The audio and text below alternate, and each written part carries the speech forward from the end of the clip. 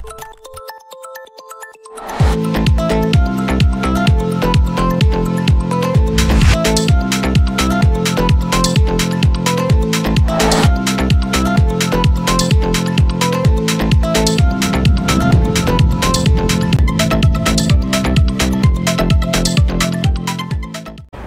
Sumsel 24 jam hari ini.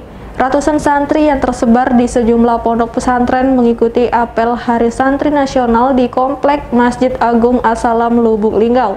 Dalam kesempatan tersebut, para santri diminta menggali ilmu pengetahuan dan teknologi tanpa menghilangkan iman dan takwa. Perayaan Hari Santri Nasional yang diselenggarakan di Komplek Masjid Agung As-Salam Lubuk Linggau berlangsung sederhana namun hikmat. Dalam apel Hari Santri Nasional ini sendiri diikuti 400 santri yang tersebar di 18 pondok pesantren. Ketua Forum Pondok Pesantren Sumsel Lubuk Linggau, Kiai Atik Fahmi Elki mengimbau seluruh santri jangan kalah dengan perubahan zaman. Para santri diminta terus menggali ilmu pengetahuan dan teknologi tanpa kehilangan iman dan takwa. Dia juga berpesan agar santri senantiasa memperhatikan kemajuan zaman. Iman harus tetap kokoh karena pondasi utama.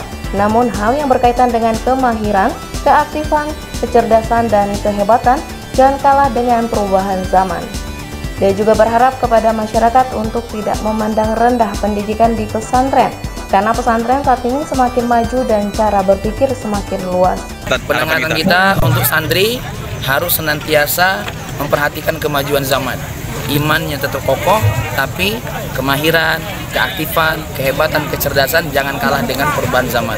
Dan harapan saya kepada seluruh masyarakat, jangan memandang rendah pendidikan pesantren, karena pesantren sekarang sudah semakin maju, cara berpikir sudah semakin luas. Dan harapan saya kepada pemerintah untuk senantiasa memberikan perhatian penting terhadap pemerintah, ya.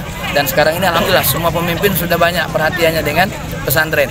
Sementara itu, Wakil Wali Kota Lubuk Linggau Haji Sulaiman Kohar mengaku akan selalu mendukung kegiatan positif yang dilakukan oleh pesantren, sebab pesantren merupakan salah satu lembaga pendidikan yang concern terhadap pembentukan imtak dan iptek generasi muda harapan bangsa. Kita doakan supaya anak-anak santri ini sehat dalam mencari ilmu, ya, tetap menjaga protokol kesehatan juga sampai ke Bapak Menteri Agama, ya, menjaga 5T. Tadi anak-anak santri sudah alhamdulillah di pesantren sudah melaksanakan itu. Reporter dan juru kamera Pras Kurniawan, Valpres.com. Pemirsa, jembatan Jalan Tower yang ada di Kelurahan Gunung Ibul, Prabu Muli Timur kembali rusak. Padahal jembatan ini belum 1 bulan dibangun. Lurah Gunung Ibul Fitriadi meninjau langsung kondisi jalan jembatan tower yang ada di RT 07 RW 02 atau tak jauh dari SD Negeri 82, Kelurahan Gunung Ibul, Kecamatan Prabu Muli Timur, Kota Prabu Muli.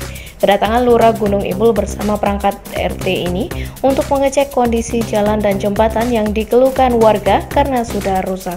Lurah Gunung Ibul, Kecamatan Prabu Muli Timur, Fitriadi mengatakan sebelumnya pihaknya sudah melakukan perbaikan dengan menggunakan dana swakelola tanggap bencana. Meski dananya kecil, pihaknya tetap menyayangkan jalan tersebut mudah rusak. Untuk itulah pihaknya sudah melaporkan ke Dinas PUPR untuk dilakukan perbaikan ulang. Dalam rangka menindaklanjuti laporan warga tentang jembatan yang baru kurang lebih sebulan dibangun sudah rusak parah. Jadi tindak lanjut dari laporan warga, kita cek lapangan hari ini. Kasusnya Pak? Ya, kasusnya jembatan baru selesai dibangun sudah hancur, sudah rusak parah. Seperti kita lihat, jadi kita akan buat laporan ke Pak Wali Kota melalui Dinas PU dan dinas terkait.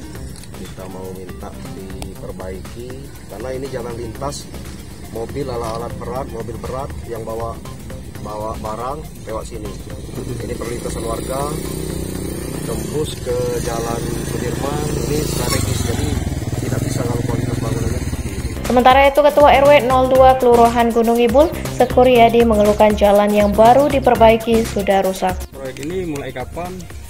Ya kurang lebih hampir sebulan, mulai dari awal pembangunan sampai toh akhir ini ternyata pekerjaannya tidak memuaskan bagi warga kita seluruhnya. Kenapa Pak? Ya tidak memadai karena dari awal Pak Wali Kota kunjungan ke sini sudah menyimpulkan bahwa ini harus segera diperbaiki. Mungkin juga tentang anggaran kami tidak tahu, tapi itu diperbaiki itu kayak mana gitu kelasnya jembatan ini kan gitu. Tapi kenyataannya begitu kami rasakan, kami waktu dari warga seluruh dari RW 02 kurang memuaskan bagi warga kita. Reporter dan juru kamera Andre, palpres.com. Anggota TNI turut serta mendongkrak laju vaksinasi di Sumatera Selatan. Untuk mencapai target herd immunity 70%, anggota Korem 044 Garuda Dempo menyebar ribuan dosis vaksin di wilayah Kodim Lahat. Untuk mencapai target Pemprov Sumsel 70% herd immunity, Korem 044 Garuda Dempo memberikan 4.500 dosis vaksin kepada Kodim 0405 Lahat. Dosis ini nantinya digunakan untuk wilayah Kodim Lahat yang meliputi warga Kabupaten Lahat, 4 Lawang, dan Pagar Alam. Dan Rem 044 Garuda Dempo Brigjen TNI Muhammad Naudi Nurdika mengatakan, ribuan dosis ini adalah untuk akselerasi atau percepatan vaksinasi sehingga pencapaian herd immunity 70% yang ditargetkan Pemprov Sumsel bisa tercapai. Lebih jauh, kata Danrem, vaksinasi TNI di Kabupaten Lahat difokuskan di Gor Bukit Telunjuk. Tujuannya agar lokasi tersebut mudah dijangkau masyarakat sehingga diharapkan warga memanfaatkan program vaksinasi yang ada.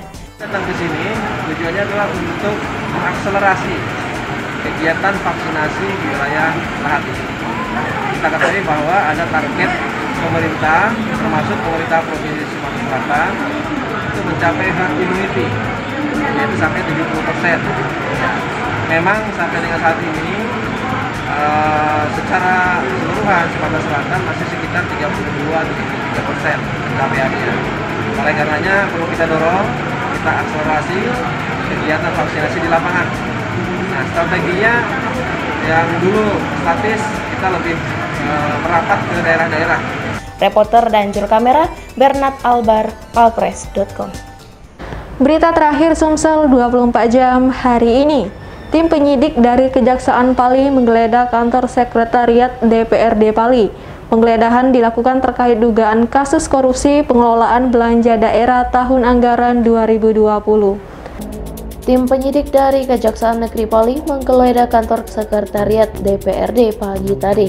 Penggeledahan dilakukan untuk mencari barang bukti terkait dugaan korupsi pengelolaan belanja daerah tahun anggaran 2020.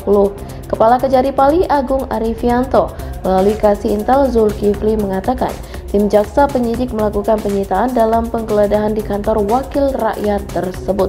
Untuk itulah, sesuai dengan ketentuan dalam penyelidikan kasus korupsi yang ditangani kejaksaan, pihaknya akan menetapkan tersangka dalam waktu 1 bulan ini.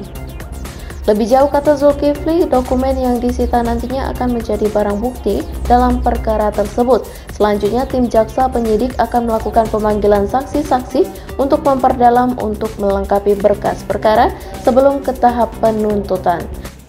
Tim jaksa penyidik pada Kejaksaan Negeri Pali melakukan tindakan penggeledahan tepat di kantor Sekwan DPRD Kabupaten Pali guna mencari atau memperoleh dokumen terkait dengan pengelolaan anggaran Sekwan tahun 2020, yang mana sama-sama kita ketahui perkara tersebut sedang dilakukan penyidikan oleh Kejaksaan Negeri Mukalapa Pematang Hilir. Reporter Berry Sandi, palpres.com. Demikianlah berita Sumsel 24 jam hari ini. Untuk pemirsa Sumsel 24 jam, jangan lupa tetap menerapkan protokol kesehatan seperti menjaga jarak, mencuci tangan, dan menggunakan masker. Saya Sri Devi, sampai jumpa.